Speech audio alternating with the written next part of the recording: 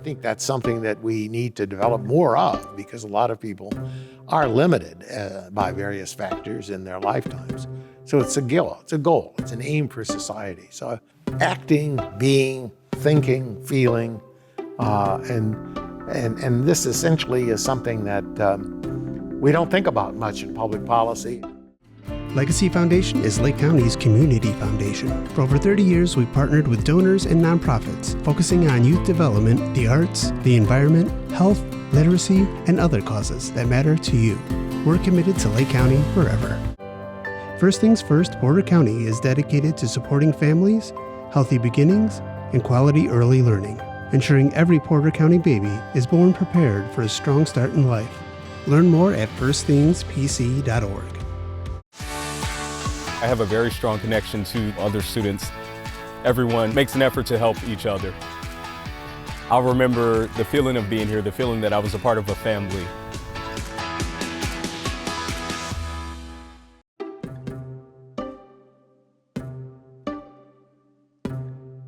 Additional support for Building Blocks is provided generously by Tom Sorlis and Sue Eleuterio, as well as Porter County Community Foundation, serving Porter County since 1996. Building Blocks, the podcast, is a co-production of Lakeshore Public Media and First Things First Porter County. For more information on Building Blocks, including this podcast, as well as the television show, visit lakeshorepublicmedia.org/buildingblocks.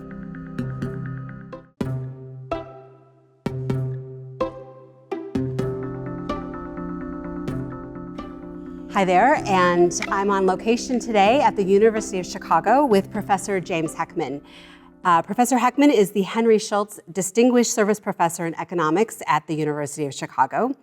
Professor Heckman received the Nobel Prize in Economics in 2000 for pioneering methods to evaluate social programs and account for selection bias in policy research. For First Things First and Building Blocks, his work to illustrate the return on investment in the first 1,000 days, that's why we're here today. Professor Heckman established the Heckman equation, which has defined how we describe the significance of early childhood. He founded the Center for the Economics of Human Development, and also with us today is Alison Baulos, who is the executive director of that center. She co-founded it with me. She co-founded it. Well, welcome to both of you. Thank you both. We're here today at the University of Chicago. It's a busy day on campus, we noted, getting ready for commencement. Commencement, yeah. And it's actually a quiet day. Most of the students are gone. Alison was saying it's a little quiet, but we noticed students carrying their gowns. They are. I mean, the students are ready, and their parents are here. Yes. So it's a different composition. Normally, you'd be students writing, feverishly studying for exams and writing papers and using ChatGPT to get their exams underway. But now it's quiet, very quiet. But these students who are going through commencement, right, their commencement started 18, 20, 23 years ago with the first 1,000 days. Well, they were born. They were born, right? To parents, yes. Yes. So you talk about human flourishing. Yes. Tell us more about this concept of human flourishing. Describe it to our listeners, parents, educators, community members who may not be familiar with that topic. Well, the topic is ancient. I mean, the term is ancient. I think it goes back to Aristotle, if not earlier. I don't know who used it first. But it's just the notion of becoming and developing a full life. A full life. By that I mean one that essentially has values, one that essentially has skills that are useful in life, and that direct one, and that one also has a sense of self-control and a sense of being, which is positive. So flourishing means literally flourishing, that we would think of plant flourishing in a pot, a flower pot or something of the sort. And so it really is this notion of becoming all you can be. Wow. And I think that's something that we need to develop more of because a lot of people are limited by various factors in their lifetimes. So it's a goal, it's an aim for society. So many different philosophers and various religions and so forth have emphasized this aspect of human becoming. Just acting, being, thinking, feeling, and this essentially is something that we don't think about much in public policy. And I don't see much debate of this big, beautiful bill that's underway right now, so-called, that is talking about human flourishing. It's mostly just talking about budget balance and so forth. And yet you're an economist. Yes. And so tell us about this journey from economics to early childhood. Where did you make that connection? Well, it's not a journey from. It's really just using economics to better understand the benefits of early childhood. You see, traditionally, you're here at the University of Chicago, and at the University of Chicago, there was a lot of work done starting 50, 60, 70 years ago on what's called human capital. There was work done earlier than that in England, Alfred Marshall. But here at Chicago, there were several major scholars, including Ted Schultz, who was a very important economist here at the University of Chicago, Nobel Prize winner in '79, and also Gary Becker, who was a Nobel Prize winner, I think, in 1992, roughly, around that time anyway. And there the idea was that human skills matter. And before this emphasis here at Chicago, there was a notion, if you thought about economic growth and you thought about how countries developed and how societies blossomed in many ways, most of the emphasis was on physical capital investment. So there was a very famous economist, somebody I knew pretty well, Robert Solow, who died recently. He was at MIT, and he wrote a very famous model describing U.S. economic growth. This was in the 50s, and people were very interested in that question, especially relative to what was going on in the Soviet Union, because the claim was made that the communist system in Russia was more successful in producing growth than what was going on in the U.S. Well, what Schultz and Becker did was very, very important because, especially Schultz really pioneered this more than Becker. Becker deepened it and made it into a substantive academic field. But what Schultz and his students did was really recognize that in addition to physical capital, human skills, the way that people were trained and educated, their abilities and capacities to work and adjust to the modern society, such as it was, the modern societies or the societies where people were living, played a huge role. So they started measuring this. And initially people thought about schooling. There was a tremendous emphasis in this literature on schooling, the rate of return to college. There was a big debate about whether or not education added to anything about knowledge or whether or not we were just born smart. That issue died out. I mean, clearly education mattered. It's been shown many, many ways. But the point that came out of all that was an emphasis on schools and schooling. And at the time, there was this feeling, and of course, America has heavily invested in schooling for the last 150 years. Sure.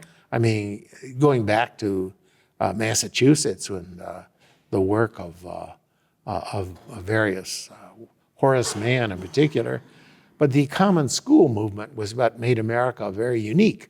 And it was a way that integrated many diverse groups into a common curriculum and a common language, common vision of what America would be, letting them go off and live their separate lives, but still recognizing some commonality. Anyway, but it was the school that was there.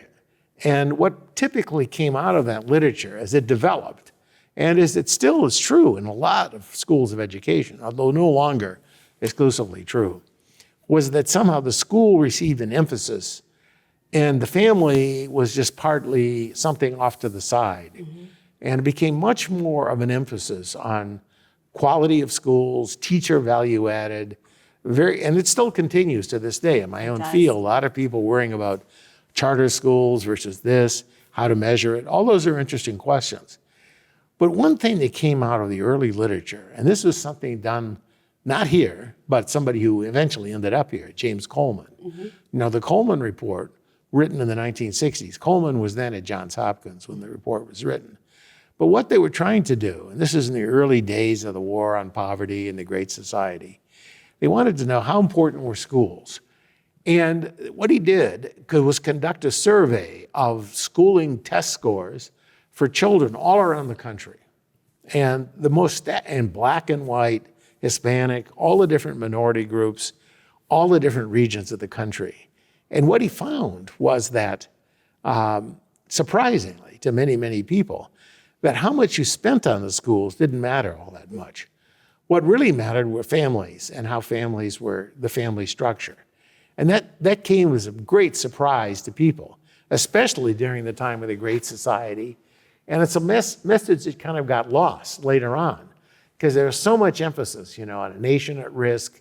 A whole literature emerges from the 1950s and 60s especially, looking more and more at schools and thinking schools are the way.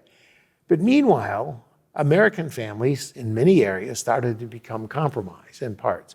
And the idea that the family was an integral part of success at school, and that the kids, before they entered school, which would be like in kindergarten maybe, if they were lucky, maybe first grade, mattered a lot. So what kids entered in the school with, skills and abilities and capacities, those things matter. But that was all neglected. And then there was some work that started challenging that. I mean, I don't think anybody ever thought that privately, but public policy was based on schools. Yes. And so even the notion of the Department of Education as education, and they think of it as essentially classrooms with lectures and so forth, became an integral part of public policy, and it still is. People still talk about schools and no child left behind and so forth. Meanwhile, there was work done by some child psychologist named Weikart, and who was David Weikart, who was in Michigan at Ypsilanti. And I think he was also, was he at University of Michigan or Western Michigan? Eastern Michigan, perhaps? Eastern Michigan, could be, yeah. But he was at one of the schools at Michigan. He's a very intelligent man and very visionary, because he recognized that the preparation of children before they were in school, this was really very important. And he was dealing with kids who were somewhat disadvantaged. They're not as disadvantaged actually as kids today in some environments, but nonetheless, he recognized that some ways to improve their preschool environment, working with their families, might be a successful avenue. So he started something, and that just led to a whole course of ideas. And that's 60 years ago now, 62 years ago or so, right? And David Weikart was an administrator, and he ran the special education program. So I think part of the motivation, and which touches on economics and policy as well, is about measurement and test scores. So he saw that these children were scoring below whatever test score entry that the school district was looking at, and that was his job, to run special education. And he felt that a lot of children that were entering, if they just had some additional supports early on to supplement what was happening at home with the parents, then that they could boost the scores. And that is what was shown to be successful. And he continued that work past Perry. He knew, again, to study it, he knew that economic outcomes were important. So he collected a whole wealth of data, which makes Perry unique. Yes. Then it became the High Scope Educational Research Foundation, which still exists today. Still exists, and really takes a look at what happens before children enter kindergarten. Correct. Which, so we forget so often that there is a whole world that happens in those first 5 years. That's a key world. And as the neuroscience information accumulated, people understanding how rapidly brains formed, synapses formed and were really forgotten if they weren't used, and really understanding a lot about the early development of the brain, and then understanding how environments were affecting this, including the family environment, has led to a growing literature, a growing field in public policy and in academic research, showing the importance of those early years. But Weikart and the group there at Perry really did pioneer, and they pioneered in a very experimental way. They had no curriculum. It wasn't like there was an issue that later analysts or developers and promoters of the Perry program would like to have people believe that they were reading some of the early development psychologists' work, Piaget being one of them, Vygotsky. The truth of the matter is that we had a conference here at Chicago about 10 years ago, and we brought together the early pioneers, the first teachers in the Perry program. Some of them had died. Some of them were a little dysfunctional, had gotten a little bit, say, off and maybe not able to be fully coherent, but others were able to be coherent. And there was a very interesting discussion that lasted, was it 1 day or 2? I think 1.5 days. 1.5 days. And so what we got was a very good introduction to what the teachers were doing. And the teachers were the key. And they devised this curriculum, Weikart with the teachers. And it was much more of a hands-on, experimental approach that integrated kind of play and stimulation. And I mean stimulation with games, with toys, with even words and so many things. But they were all experimenting. Well, and field trips. They talked about the importance of going into the community. The field trips, and also crucially, as we've learned more about the importance of visiting the families and getting the family engaged. And in this case, these people were primarily African Americans, the community, not exclusively, but right now I think still Ypsilanti is predominantly African American. But they weren't that disadvantaged relative to other later African American communities. Most of the homes were two-parent homes, right? Most, not all. So we don't have the same kind of issue. Remember, this is 1960. Of course. Before the Moynihan concerns and all that. So what happened was, but still, the parents were disadvantaged. A lot of them were recent immigrants, and they came to work in the auto factories in Michigan. In fact, Willow Run plant was just down the road. Yes. And so there was a big debate they had in Ypsilanti, which continues to this day, whether Rosie the Riveter was there or in Los Angeles or in Seattle. But she was at an aircraft plant. I do think that's known. And Willow Run was making bombers for the U.S. Army. So she, anyway, whether or not she was there or not, there was a lot of people who came up from Alabama. I think that's been the principal route to Michigan, from Alabama, maybe some from Georgia. And most of those people who came were not that well educated. They were hardworking. They came to get jobs. They were not exclusive. I don't know, what percentage were two-parent families versus one? More than 60%. More than 60%. Okay. So they were functioning families. And it wasn't that there was a lot of disarray in the family. It was more that the parents themselves weren't that educated and they were pretty busy. Quite a few of them were working, not all were They had working. a number of children. So we're going back and looking at the original home visiting notes. So with Perry, there's still a lot of research, I think, to be done and things that Yeah, it's a gold mine. learned. And the thing that's very useful that from Weikart's standpoint, this is somewhat different from what a lot of economists do these days, but not exclusively different. Economic historians would accept this, but really what we have is a lot of a treasure of data. And it's not all collected in what we consider modern formats, but there are versions that Weikart and his team came up with that can be mapped very closely into what we think of as modern versions of personality, IQ, and the like. And so I got involved in this research just out of curiosity initially, and then got more and more involved. And as an economist, econometrician, you mentioned some of the work that I did on evaluating programs. I've done a lot of work with methodology of trying to evaluate these programs longitudinally. So I realized that one advantage that economists had over a lot of the child development people of the time, we had better methodology. We just knew statistics better than they did. And without, in any sense, undermining them, the question was then trying to draw more lessons out of the data, trying to find out what was relevant. And one of the first findings that we came up with, of course, in fact, very interesting that people hadn't done it this way. They had pooled all the data. We found very different effects for boys and girls. Interesting. And that at the time, that was taboo. The idea that you're supposed to not. So It was a little hostile, actually. It was hostile. No, I was denounced actually by some of the people. Say, we don't do this. Yeah. And I think that's been a continuing sore point with some of the work in the education school community. They don't want to do things.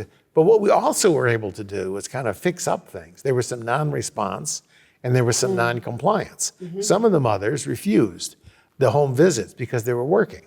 And so we say, okay, that's potential. It was an experiment that was conducted to see whether those who were enrolled in the program, the children, were better than those who weren't enrolled. But at the get-go, some of the mothers were selected because they were working. So that created a real challenge. Sure. And people said, oh, you can't really do anything. And the sample was small. So we developed a series of tools to really account for this in a very robust way, and then to account for the small size of the sample. So in statistics, there's something called exact statistical inference. It goes back to R.A. Fisher back in the 30s, but it hadn't been applied. So we worked consistently with this group, and we started organizing the data in various ways. But with them, there's a lot of fear and caution about dealing with us because we were outsiders. I'm an economist, after all. I had no roots with these people. But on the other hand, they could see that we were doing something positive. And then one day we had a meeting. Were you at this meeting when I cheated? I don't know. Which one was this? Well, there was a time when we had a meeting where a group of us went over. Peter Savalyev was there. Oh, to High Scope? Rodrigo, we drove there. No, but you told me. No, but we went there, and I just remember going to the records, and they said, look, these are very confidential records. We don't want anybody to see them. I said, fully understand. I asked one of the people, could you go through some of the records with us to get an idea of what the data are? And they said, sure. So they brought a couple of files and put them out on the table. And so there they were on the table. And so I was, very interested. But then came time for lunch. And people said, okay, let's go off to lunch. And I said, sure. Why don't you go to lunch? I'm just not that hungry. So what I did is I spent an hour going through those records. And I realized there was this gold mine of data that they hadn't used yet. Okay. Partly because it wasn't that they were incompetent, they're busy. Many of these centers, like Perry, were very well intentioned. They had very smart people working for them. What was the name of the Russian woman who was working for us? She was a psychologist who was born in Bryansk. Oh, Kalina. No. No, not Kalina. She's Polish. Well, something with an I and her name. She was good. With an M. Okay, But anyway, she was just busy. I mean, she had, Sure. a lot of these agencies were busy. She was trying to get money to keep the research group and the surveys going. So we worked with them, and we gradually, I think they finally ended up trusting me when I drove them down from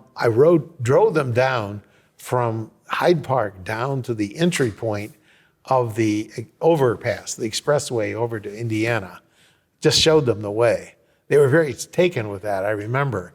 And I mean, it was just a normal human gesture to politeness.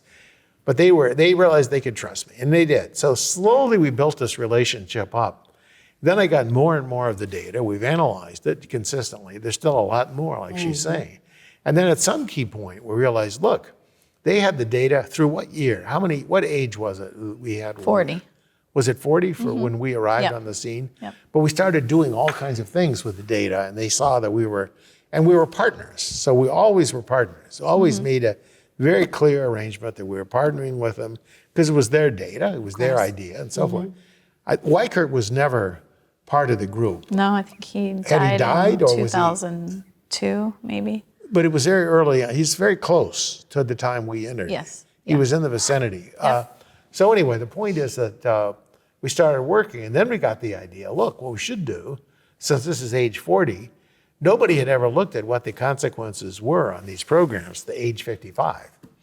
And so we collected new data. So at that point, we entered as active agents. We got research support from NIH, and we had a group of people, some of them now deceased, several of them actually. Jim Smith, the psychologist. he was a co-PI. He was a co-PI. And Jim, and this other person who was a very smart he was I guess a psychologist, but a testing psychologist, working on mental scores and so forth. Anyway, we got much better measurements going forward, but we had to link them to make sure we get comparability over time. So we went from the early years, and now we have the data through age 55. Which is, everybody's talking about this. Everybody wants to know. Well, but in my own field, I mean, there are people over here at the business school and other places, their attitude, you have to understand that there's a mentality out there about evaluating social programs, and they say, oh, well, we know it works. So we did a program, and so that worked through age 40. Well, did it work? Did it last? And what were the mechanisms? There's a lot to do. lot of opposition. They would reject our papers. Yeah. They'd say, And for who did it work? Like you said, when And you for look whom? for Yeah. boys, it's stronger. it was for very girls, strong it looks for different. boys, and we could get a good idea of what it mattered. And then we started getting better and better measurements from the original archives. We could get an idea of what the parenting was, what exactly was engaged, and what were the keys. Or to factor analysis is something. Well, it's a tool. maybe more but yeah, technical. we use Okay. some other. Yeah, we use some So common what, statistical so what did you methods. find? Like, what were these elements of parenting that mattered? Well, what we found, see, what's interesting was that many people think about the early childhood programs as kind of a brick and mortar school environment. And so they see this as a chance to kind of do baby Einstein, go to the blackboard, teach the kid for algebra, at age 3 instead of age 13 or something. And so there's this notion about education as being a classroom experience and teaching being something like a professorial experience. I'm teaching you and you're sitting there taking notes or something. And they really just completely missed the whole point that you're interacting with children. And we could see that. For the preschool teachers knew this. They didn't need us to show us that. That's what they were doing. They were interacting with the children. In Perry, they'd break them up into different subgroups. The subgroups were people working on different topics. They'd rearrange the classroom. I also had some relationship, still do, with a group in Kentucky.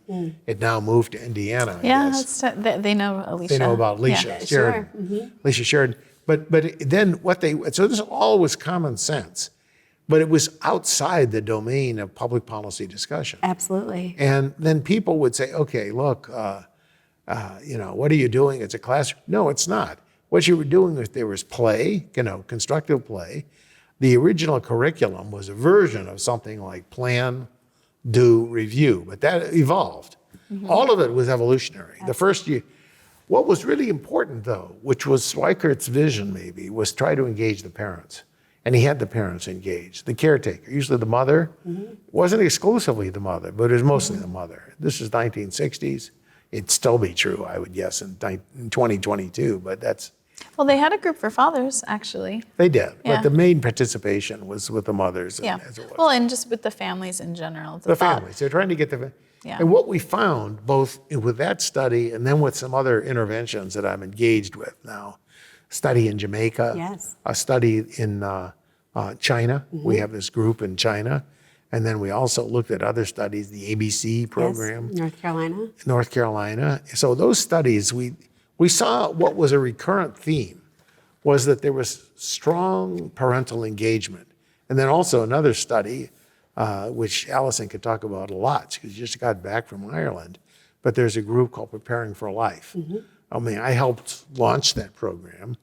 There's a person there at the University College Dublin named Orla Doyle. She's the one who's done most of the work. But I helped guide it initially. And she's an economist as well. She's an economist, but she got very much involved. And it was a program that worked with parents. It worked with parents, not necessarily in the home, but at centers. But it did engage the parents and gave them some advice about how to interact with their children in a constructive way.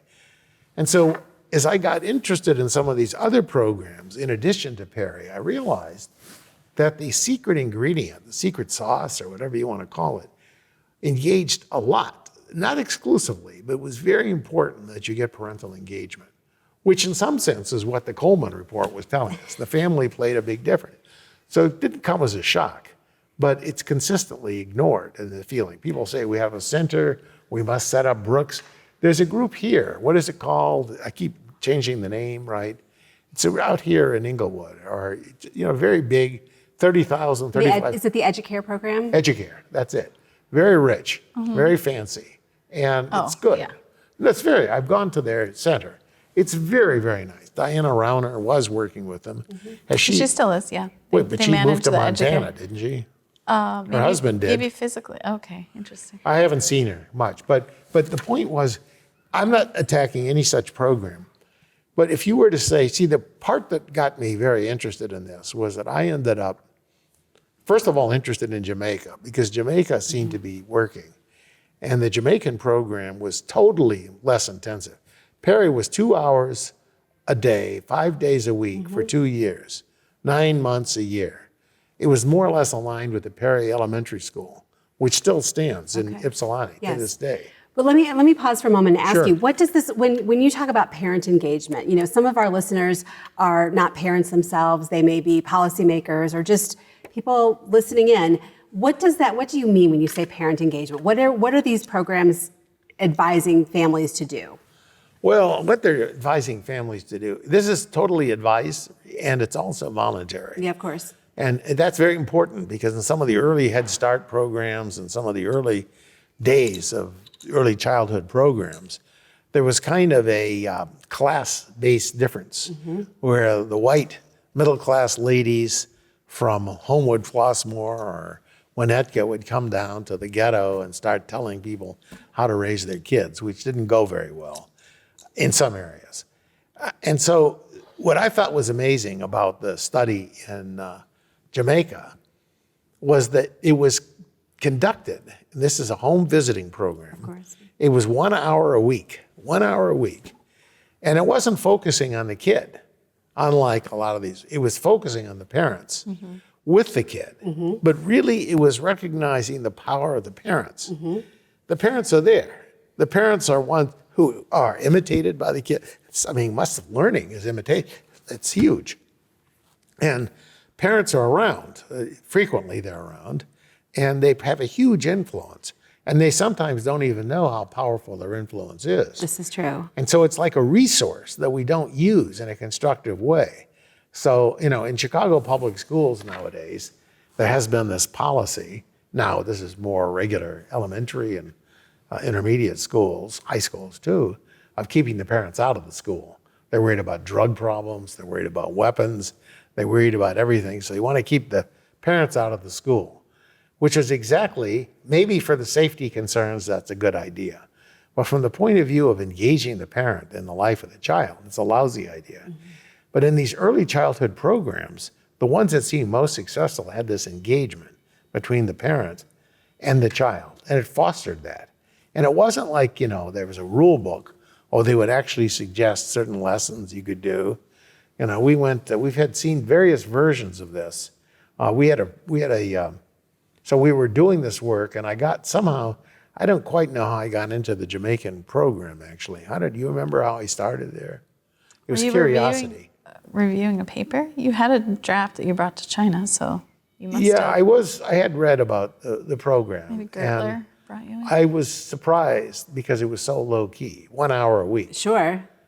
Maybe it's 1 hour a fortnight every 2 weeks. No, that was PFL. is PFL, that. yeah, okay. So there was a very low intensity level. But what happened is it got the parents excited to engage with the children. And what was surprising, and we have a paper that we wrote a couple of years ago, published now, with Jorge Garcia, who's at Texas A&M, where we can see that what happened was in programs that were home visiting programs, low intensity, but when the parents got turned on, when you could actually see parenting, and what I mean by that is engagement, encouragement, reading to the child, staying with the child, mentoring the child, and you know what Vygotsky would call scaffolding, literally taking the kid and moving the kid slowly and consistently to the next step, but providing an environment where kids could fail, they could try and fail, and so Sure. forth. So once parents realized their value, they started exploiting it, they started using it. And so I was very surprised that this is as successful as it was in Jamaica. As it stands then, I got involved in analysis of Jamaica. So we have Jamaica at age 35. We conducted an experiment that was partly funded by the World Bank and other agencies. I think IEDB maybe too, International and American Development. And what is the name of this program in Jamaica? Jamaica is called Jamaica Reach. Reach Up and Learn Reach is what Up they've and called Learn. it now. So Okay. Grand Challenges Canada gave Support them it. a grant to Gave them a grant. manualize, and now it's Yeah. scaled up across the world. And so Sally Grantham McGregor is the mind behind this with her team in University of West Kingston, Indies. Jamaica, and it was just a suburb outside of Kingston. And it was very much down, seat of the pants, bootstrap, if you want to use that term. What they did was they would make a book out of materials from the dump, literally. Not a lot of money. They spent, $700 a year for the children all together, including these reading materials, dolls, images, very low key. Mostly done, and the teachers, the visitors, I should say, home visitors, and that was a home visiting program, were all people from the community who were of the same level of education as the parents themselves, or the home caregivers. So I got very fascinated that this was as effective as it was. And it turned out that it was not the whole story, but you could go very far towards achieving a lot of the objectives in terms of cognitive and social and emotional skills, executive functioning, the ability to manage oneself, as you could with the more elaborate programs like Educare. So it wasn't that Educare was wrong or anything of the sort, but what it was that there was an ingredient there that was low cost and you could do it. Well, now, I was working on this program, fascinated by it, and I went to China, and I was working with somebody who was just in China, and I was asked to go to a conference. And the conference, I don't remember where it was, maybe Changsha, I don't remember where it was. This was like 10, 12 years ago now. But what happened was that I was, it's interesting too, in light of this attack on Harvard, this guy who invited me was somebody who had gone to Harvard Kennedy School, MPA, whatever it was, or Master of Public Policy from Harvard Kennedy School. But he was back in China. He was a major figure. He still is a major figure in China. But what he did was ask me to take a look at this program. Well, their program was a program of nutrition. And nutrition is a serious issue. And we were looking at very, very deprived parts of China. So this is Western China, Gansu, right next to Tibet, between Tibet and Xinjiang. And so, this is so their notion intuitively was nutrition. We need a nutrition supplement. Well, the thing that got me interested was the motivation for the original Jamaican program was nutrition, because these are stunted kids. But they did an experiment. They had different arms. They had an arm for the stunted kids for nutrition. They had another arm in which they provided stimulation, which was a new program where they were reading to the kids and stimulating and working with the parents in the way I described. And then some version where we combined the two. And then a control group. And it turned out that when you followed these kids, and here they had followed them, I think, through about age 19 or 20, what you found is the only lasting effect was through the home visiting program, the stimulation. The nutrition, even though these were stunted kids and so forth, had no effect, no lasting effect. And so I went to this, and I had just finished the paper. So I went to this conference, and they were talking about nutrition. And I said, look, this may be right, but look, there's also this other program that suggests that stimulation could be more effective. So they completely turned around on their tracks. It was very interesting. I feel glad when you can do something like that. And I really did change that with that remark. Just acquainted them with this. So then we got involved in that following way. They had this desire to pick a good program for rural China. And it had to be cheap. It had to be efficient on the ground. So Educare was out of the way. Question, you couldn't do Educare. Parents as teachers was out of the way. But what I did is we started something that I think you could call a kind of trial of Paris. Namely, we had a group of different programs, including the Jamaican program, representing what they did. And we brought in the leaders of these programs from Beijing to decide which one they would want to adopt, in light of this discussion and understanding about the importance of cognitive and social and emotional stimulation. So we had a meeting, it lasted a few days, and then we brought in some child development experts who, the whole 2 days, people like Jeannie Brooks-Gunn, she was there. Who else was there? Well, Joe Sparling, but he was representing. Joe Sparling was online. representing ABC. He was doing a version of it in Australia at the time. He still is, actually. But it was expensive, relatively. Parents as teachers, which was very expensive. It required a high-tech. It was good. It was a very good program. But what it did is it required computers, required a lot of infrastructure that simply wasn't available out in the western part of China. So we put these ideas out, and we let the committee, I didn't force this. I didn't. We had a meeting, Right. and the committee then deliberated on what the proposals were, and they settled on the Jamaican program. They did, on their own volition. And then the people from Jamaica went to China and set it up. They adapted it locally. And so I got involved. I did. Only, I said, okay, let's think about measurement systems. Sure. I had a postdoc, and so I've been engaged, and I'm still engaged. We wrote some papers showing real effects, and we have data now through the age 9. We still have to analyze it, though. I was supposed to go, to Chengdu this week, actually, to be with Fanjin. But I just come back from Italy, and I'm running a conference in the middle of June. And so here you China's are. not easy. No. I just been to China in this early spring, so I thought maybe late winter. So I thought I'd postpone my next China trip to the next. But they want me to speak at another event, so who knows? But the point, and I keep very active relationship with China. I have several other projects there. But what happened was then that they went along and we developed these ideas.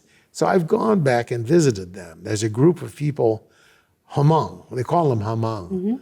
Do you remember this one movie that Clint Eastwood made called Gran Torino? It's been a while. No, it was actually in Michigan. The Hmong were people in Vietnam. Yes, I know that. Who actually, they're also a Chinese version though. They straddle the border. So there's some in China and some in Vietnam. Well, Hmong, very colorful. They have these costumes. And we visited the people. So the Gran Torino is a story where Eastwood is, with a group of people, Hmong, there's a Hmong gang. I think it's in Michigan. And the Gran Torino was one of these famous cars, I don't even know who made it. Chrysler or something. But I think that's part of the point about the center and about Professor Heckman's research is that we're agnostic to a given program. It's the idea that No, we tried to figure working out with what's going parents- on. We're Sure. not pushing it. And as a result, we make enemies along the way because people want to be they want us to be. Policymakers have a favorite program or They have something a course favorite they do, program. And important, easy to implement. And the trouble with it is, and I think you'll probably encounter this, and I think it's an integral one, the advocates sometimes get in the way of the science. And this is what I mean. That when we think about these programs, George Kaiser can spend whatever he wants out of his profits on liquefied natural gas. And bless his soul, I have nothing but praise for George Kaiser. But these people in Western China can't afford $35,000 a year. They just not. And if we can find something that's effective that goes a large part of the way towards what a $35,000 a year program will do, we should focus on it. So that's why the home visiting, but in the end, if you think about it for a second, the key idea is so intuitively obvious. It's totally mothering. And it's really mothering and staying with the kid and, being there for the kid and taking the kid the next step. And I still claim, that Lucy, the original human, actually had a pretty clear idea of how to raise her child in the Rift Valley in Africa back in the day. It's just intuition. You work with the kid, you see them, they're looking to you, they imitate you, you have a life where you show them good things or how to be successful, and not all parents are equally good at it. Although I think we do acknowledge that parenting takes skills and effort and energy. Well, it does, and that's part of what The these home programs visiting. enhance. Sure. They enhance it. So it's not that, but you see, one of the reasons why people dislike these programs so much is they think what's going on here is we're interrupting and intruding in the family. The family life is sacred. Remember Nixon, famous story about Nixon and the program that Mondale, Senator Mondale put in place, 1969. And it was voted in. The Senate voted for it. The House voted for it. It was ready to go, and Nixon vetoed it. And the reason was where the early lives of children are sacred, and we should not intervene in them, and so forth. And what has gone on there? And there's still a lot of resistance to these home visiting programs. So let me stop there for a moment and ask you. So we live in Indiana where these arguments about intuition and mothering and this emotional connection that we acknowledge is so critical to human flourishing. Our policymakers, our legislators, our current administration is less swayed by those. So help us understand, help us to make a case for this to our state government to really help them think more progressively about what we can do. Well, I think the important thing is to think about it as a very effective social program that essentially energizes a lot of latent skills, a lot of latent talent that's there in the world. We have parents. Parents don't know how powerful they are sometimes. They don't know how influential they are.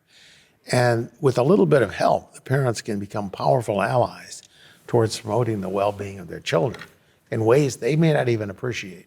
You know, there are some groups of people. I know that I was in Saskatchewan. I visited Saskatchewan. Maybe it was Manitoba. I can't. Manitoba. Was it Manitoba? Mm-hmm. Is that where Regina is? Well, Meganizod? I don't know. No. I went there a few years ago. I went there quite a few years ago, and I visited the whole cabinet of the government. Remember, this is Saskatchewan. There are about 400,000 people living there, and the whole cabinet, we could fit around this room, and the whole government is pretty tiny because it's a huge province because Canada goes all the way. Everybody's living right next to the U.S. border, and I remember meeting with these people, and there's a large indigenous population in the north where fetal alcohol syndrome and a lot of pathologies occur. And they're aware of that, and they want to do something about it. But the thing that struck me there, and then in a previous visit to Montreal, was there are a lot of traditions in some of these indigenous tribes where the notion is these kids should be shut up, should be quiet. And what parents should do is just kind of, carry them on the back of the papoose or whatever, but not interact with them. And that kind of parenting was just not considered appropriate behavior. That kids were supposed to be seen and not heard. And the parents were not going to waste their time engaging. And kids would grow up by imitation and do things. Well, there's some partial truth to that, but the fact of the matter is that and then even more drastically, I met with a group of people in Montreal once who had been placed in these schools that were very common at one time in the U.S., but were common until later period in Canada. These church schools and also these indigenous schools where they were training them to be good Canadians. And as a result, they're pulled away from their families. So these kids were raised in orphanages, essentially. And so the question that was raised to me was, how do you teach parenting to people who had no parents? That's right. That's a big problem. That is. It's a huge problem. And it's still, to my mind, not fully settled. But you can go part way by explaining the power of what parents can do. And that, I think, is, the Ypsilanti was not the problem. You had mostly 70% of kids there had their parents.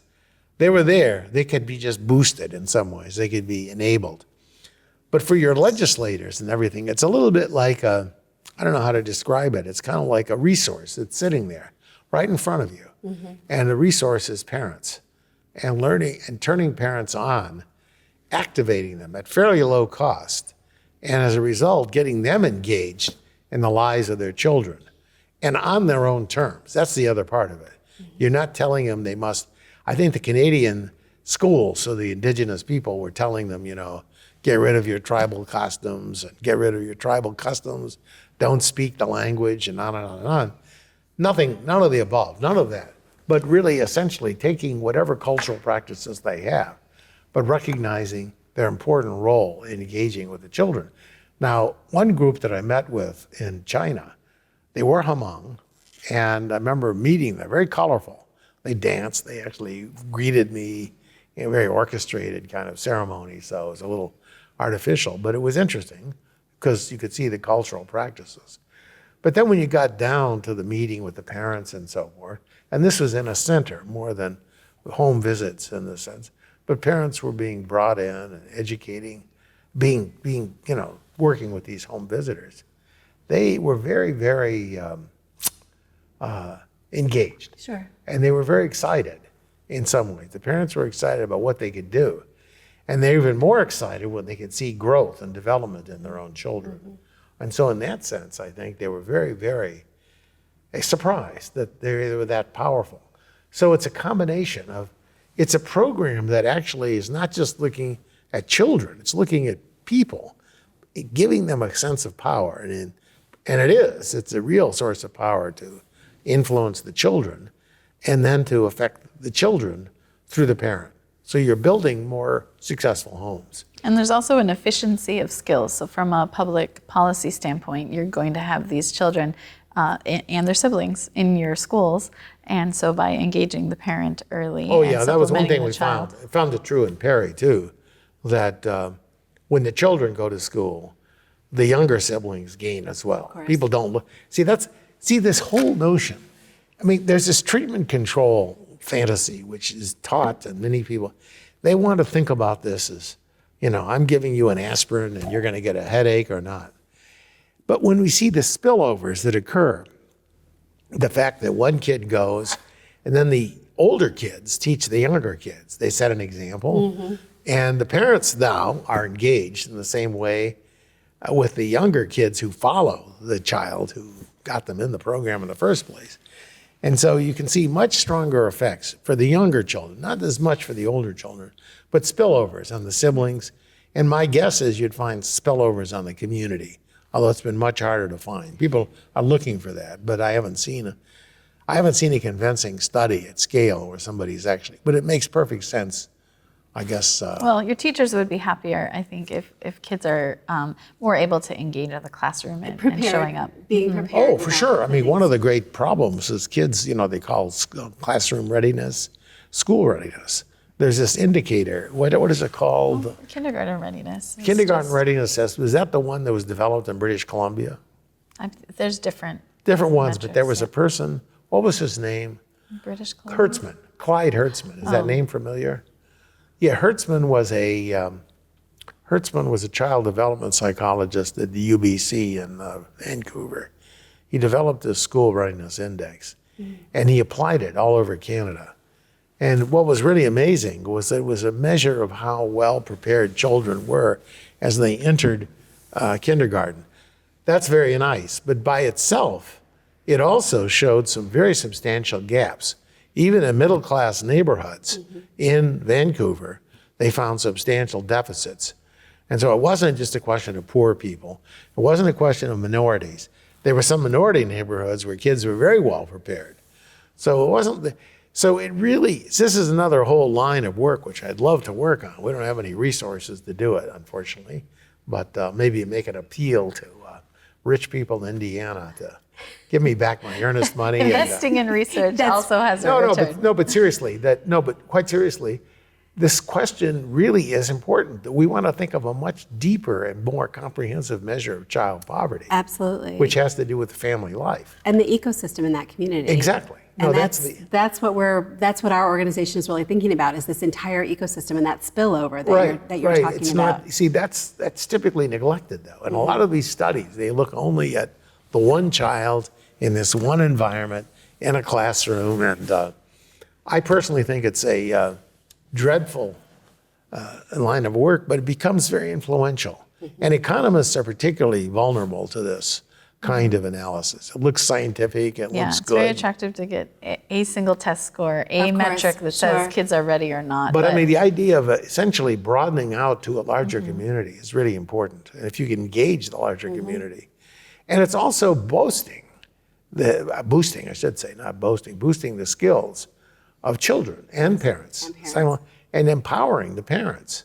If you think of parents who are sitting, maybe less educated parents, if they realize, I think for many many women, period, but certainly less educated women, the child is one of the most important things in their life, one of the most creative acts they can do. They're not going to write novels for the great American novel or anything, but they can make a successful child. They can be just crazy, irrationally in love with that child, which is what we need. Well, that's what we need. Yeah, that's the point. So that engagement, I think, gets minimized. People don't think about that to the extent that we need to think about it. And the nice thing about it, even all this is nice and intuitive, but see, one thing as an economist we did, and we started doing this immediately. There were some studies earlier, before ours, by Barnett in particular, had done what's called a benefit cost analysis. The benefit cost analysis was something, but without standard error. So we didn't have any ideas whether this was statistically significant. And there are a lot of issues with that Barnett calculation. But he was the first, and I'll grant him that. What we did is we improved on that. We broke it out by gender. We broke it out in different family structures.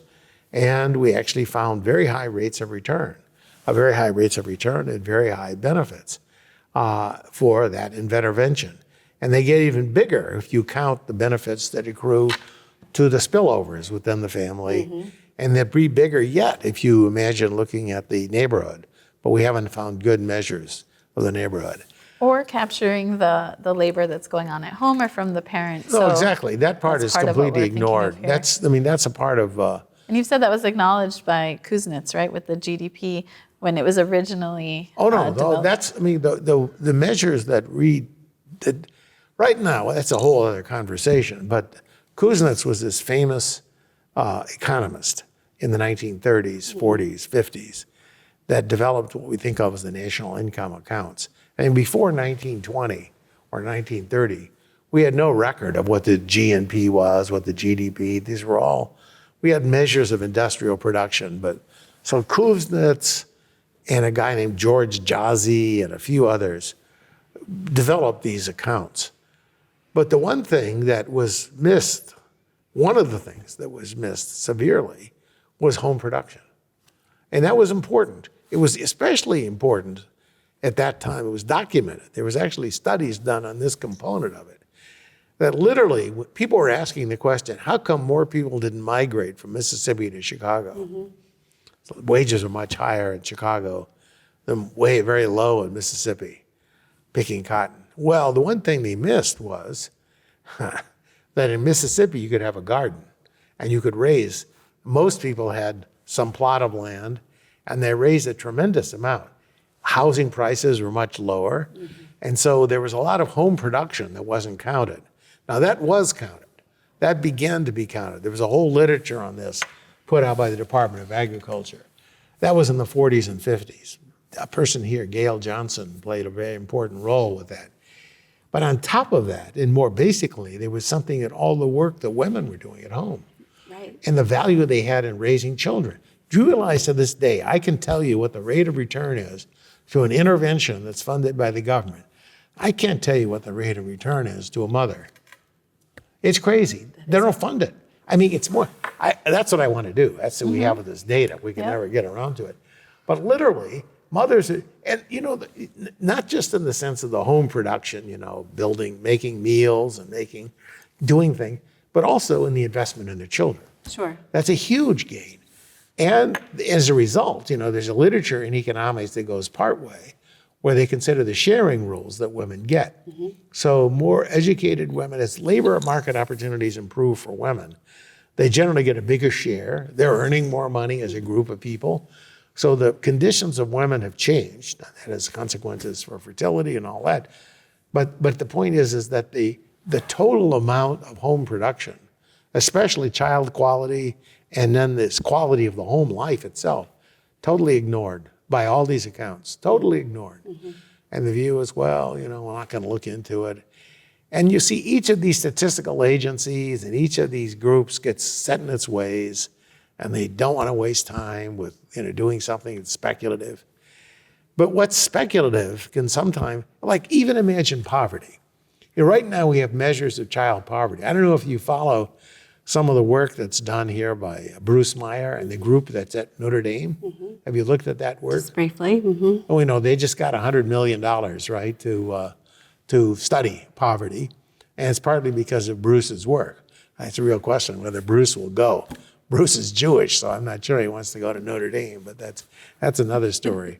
But one person who is going, is, what's her name? Two-parent family. Kearney? Kearney's going to Notre Dame. Okay. No, she got a big fellowship, big salary and so forth. It's important. Yeah. No, she's good. No, she's good. She's good. She's written a book on the two-parent family.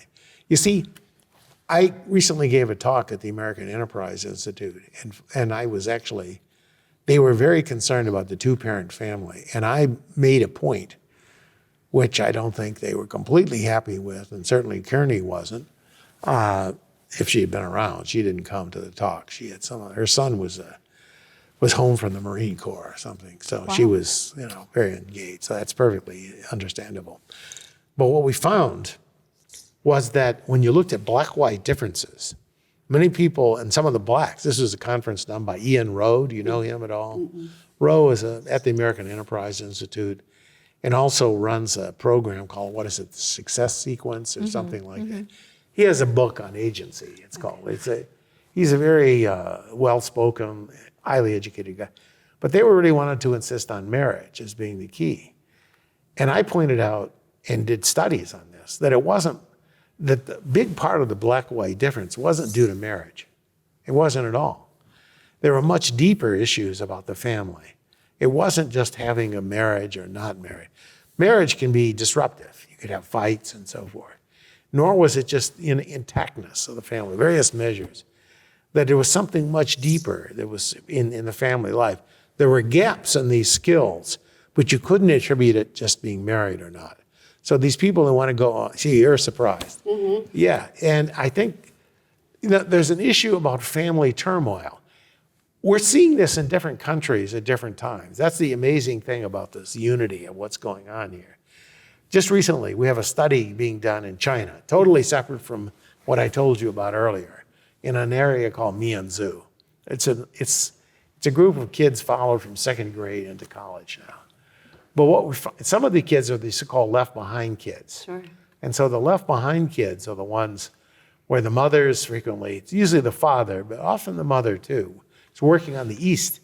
These are in central China. Mm-hmm. And so the parents are usually grandparents or some sisters or some family member. And what we found was, so we have measures, we have very complete measures of when the child is left to these secondary caregivers, not the primary one, not the father and mother, and how much turmoil there is in the family. And by turmoil, I don't mean fighting. That would be great. And people have talked about that. Sarah McClanahan, some of the anthropologists have done that, looked at the negative effect of turmoil and turnover. Mm-hmm. And there are some families in the Inglewood and so forth where the turnover rate, there'd be people in cohabitation situations would have as many as 11 partners in a single year. So the kids would be exposed to a whole variety of fathers and people who are, so not a good environment. No, but this environment is, what I'm talking about here is somewhat different. That these kids were actually not seeing their parents. They were getting money through remittances. Mm-hmm. So they had more resources than other families, but they didn't have parental reference. That disruption. And the more disruption there was in the sense of mother coming and going, the worse the child outcomes. And that was, we have very detailed, it is, and we have huge samples of like 7,000 people. And that's exactly what shows up in the American studies. Mm-hmm. So that's why organizing this data in a consistent way would be extraordinarily valuable, but it's scattered all over Kingdom Come. And where it leads to is different factions, arguing about my program is better than your program. And it's very unconstructive, especially when you think of, well, what we really want to do is work with families and improve families. And if you were, whenever people were talking about the child tax care credit, everybody, David Brooks, all the gurus who like to pontificate, were talking about how valuable it was. But that was money. That was a cash program. Mm-hmm.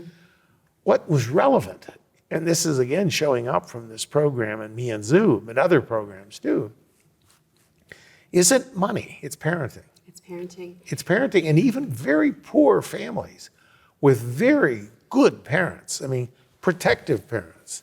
There was this story, which may be more of an urban legend. There are these studies that were done in the Robert Taylor homes, right? Mm-hmm. And you had families. Do we really have a lot of good data on that, by the way? Probably not. I think there was studies. Data. No, well, yeah, but these are more like ethnographic studies. But the studies were showing that kids growing up in the Robert Taylor homes, all African American, very poor areas, gangs running around, fighting, but living with mothers who protected them and environments that and some of them had religion, they were more religious, the mothers. That protective cocoon, those kids grew up to be middle class, successful individuals who were not at all cursed by their origin. Whereas other kids, the one I like to give the best is Paris Hilton. I like hers. It means something. It means something different. Well, it means something different. But I think money is not, see, that's it. I mean, governments think about money because that's what they have. Governments can't hand out families, but they can discuss programs that actually are cheaper than handing out money and that are more effective. There's a child development expert and educator at Irvine named Greg Duncan, and he's been going around for a decade now, at least, arguing that we need more money, universal basic income. So the way to solve the child development problems and to improve young children is basically to give money. And so they will appeal to various pieces of data. However, honest scholar that he is, he ran an experiment. Some of these foundations spent millions. They gave money. We have one going on here in Cook County, and they've been influential around the world, actually. Been around at least the United States. We give money, we're going to improve family life and so forth. They look now at the children 4 years after the experiment. What were the consequences of the money? Zero. What a shame. Well, but he's honest. I would say that. Okay. But I do know that some people on his board of advisors have said he's gotten a lot of pushback from the foundations pushing him. And here, I think the idea is, right, that it's developing the skills. No, it's developing the skills and gaining the parents. Handing out money there's something that they refer to a lot. There's a person named Randall Akey. He's an American Cherokee, I think. I'm not sure. He is indigenous in his origin. That's not so important. But he looked a lot at this reservation. There's a Cherokee, many of the American Indian reservations have been given the right to open gambling casinos. Sure. So you get a lot of money. Right. And so there was some group, I think it was in North Carolina, right, where the Cherokees got big pile of money. And you could see there was improvement. And it was interesting because all members of the tribe could get the money. But for the children, see, they frequently say, good, look, some high school graduation rates were much higher. And they were. But then if you look really closely, you realize one of the terms for the teenagers to get some of the money from the tribe was that they graduate high school. So wait a minute, that's a different point. That's a bounty for having them graduate high school. Those kinds of programs do work. In Mexico, versions of that worked and so on. So you can pay people to go to school and so forth. But that's not just giving money and not an unrestricted cash grant. It's not the universal basic income. And so, again, what you're getting in this area is a very political, I see it, maybe you disagree with me, but I kind of see it as just a lot of armies marching around and fighting each other and jabbing each other with swords and not looking at the basic evidence and not even wanting to support the basic evidence, just pushing their product. So I think that's a big mistake, but what can you do about it? Alison, Professor Heckman, your work has been so hopeful to so many early educators, so many people who work on behalf of very young children. So before we kind of wrap up today, what is a message of hope that you can share with the people of Northwest Indiana, the state of Indiana, about what's ahead for young children and their families? Well, I think this understanding about the importance of parenting is getting better and better understood. And I know that the child care workers themselves know that. And I think maybe they could be encouraged by the fact that people, not only are some politicians and some scholars getting more and more aware of this, but in their own work, there's a very, I'm not saying a simple lever, but there's a very clear direction where work can go with great success. And it's documented to have great success in the sense of encouraging successful interaction with the parent and the child and engaging with the parent or caregiver in a way that's constructive. I would argue that knowledge is getting better and better understood. People talk, I hear it in kind of casual conversation and, articles like in the Atlantic and New York Times op-ed pieces. Rahm Emanuel, I don't know if you saw the op-ed that was in the, where was that? In the Wall Street Journal, wasn't it? This weekend. You said, or the Times, yeah. I think it was the Wall Street Journal. He was going on about becoming a man. Now, a lot of that was not good. I mean, since the becoming a man line didn't work out so well. But he was talking about parenting. And he did say, this was very important. So, no, Rahm plans to run for president, so who knows, maybe he'll. Well, and I think the message of hope kind of goes beyond politics. And so when we think about early childhood and working with families, communities matter for just for the parents themselves. It's kind of a collective thing. And so but it's also, been going on for But also the thing that people have talked about, this division between the school and the family, I think still needs to be broken. This needs to be brought together, and we needs to break this kind of separation. And I think it's starting to happen. But one of the biggest pieces of friction has been in the school systems. They're very, very, what they want to do with early childhood programs is bring them in as classrooms in their curriculum. So that's what killed California preschools. There was a program, it was an agenda like 10 years ago. Remember Rob Reiner and his plan to have early childhood? Well, I think but this is supposed to be a message of hope. So but what I'm saying is that there are messages of hope. And the message of hope is that this kind of working with the parent, working with the family in a very constructive way, and really understanding scaffolding, which is what a lot of successful early childhood workers are doing. Well, and that can be done in multiple ways. It can be done in several ways. Yeah, it's not like there is a single program.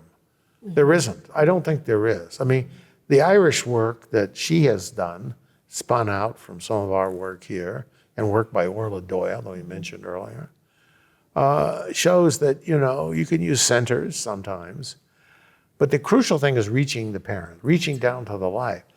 And for the community, them to be, well, that doesn't hurt if the community with. can be engaged. That's a tough task, though. It's very hard for a single child care worker to engage a community. You really need more of a saturation. You need to think about going into a community with a group of these early childhood workers, working with a group of parents, and forming a culture of early childhood. This is our hope. This is our dream, our aspiration for Porter County, Northwest Indiana. We would love for you to come and visit us and take a look at our community. Well, why don't you get my earnest money back? I'll get you your earnest money back, and you can come to Northwest Indiana. No, the guy was within his right. But seriously, I like the place. It's beautiful. But the mosquitoes, you're saying, really are bad. We'll get you some off spray. Yeah, but this has been fantastic. Thank you for joining us today on Building Blocks. It has been a real pleasure. I started out studying economics in college. I switched to early childhood education, but I feel like I've come back to this. So I'd like to enroll, and we'll see you soon. Thank you so much. Okay, very good. Thank you. It's been very nice talking to you. Thank you. Take care. Legacy Foundation is Lake County's community foundation. For over 30 years, we've partnered with donors and nonprofits, focusing on youth development, the arts, the environment, health, literacy, and other causes that matter to you. We're committed to Lake County forever. First Things First Porter County is dedicated to supporting families, healthy beginnings, and quality early learning, ensuring every Porter County baby is born prepared for a strong start in life. Learn more at firstthingspc.org. I have a very strong connection to other students. Everyone makes an effort to help each other. I'll remember the feeling of being here, the feeling that I was a part of a family.